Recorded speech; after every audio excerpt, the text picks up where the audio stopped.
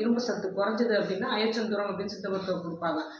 எல்லாமே சித்த மருத்துவரோட ஆலோசனைப்படி அவங்கக்கிட்டேருந்து தான் இந்த அதாவது இந்த மெட்டல்ஸ் அதாவது உலோகங்கள் வந்து உடம்புல குறைஞ்சிது அப்படின்னா அவங்களோட சத்துக்கள் அதிகமாகணும் அப்படிங்கிறதுக்காக சித்த மருத்துவர்கள் நமக்கு ப்ரிஸ்கிரைப் பண்ணுவாங்க, அவங்களே கொடுப்பாங்க. இதே நம்ம பொதுவாக இந்த மாதிரி பேர் தெரிஞ்ச உலோகங்கள் கலந்த உலோகங்கள் நமக்கு தேவையான உடம்புக்கு தேவையான உலோகங்கள் நமக்கு வேணுங்கிறப்போ வெளியே வாங்கி சாப்பிடவே கூடாது. இப்போ உதாரணத்துக்கு தாம்பர சுண்ணம்னு எடுத்துக்கோங்களேன்.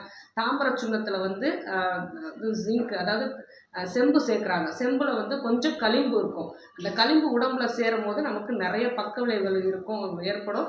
அந்த களிம்புங்கிற நஞ்சை வந்து நீக்கிட்டு மட்டும்தான் இந்த தாமரை சுண்ணத்தை சித்த மருத்துவர்கள் செய்வாங்க. ஸோ அதனால தான் ஒவ்வொரு மருந்து சித்தா மெடிசன்ஸும் நான் ஏதாவது ஒரு மருந்து கடையில் டைரெக்டாக வாங்கி சாப்பிடாம சித்த மருத்துவரோட ஆலோசனைப்படி அவங்க தயாரித்து கொடுக்குறத அவங்க சொல்கிற அளவில் நமக்கு எவ்வளோ தேவையோ அதை மட்டும்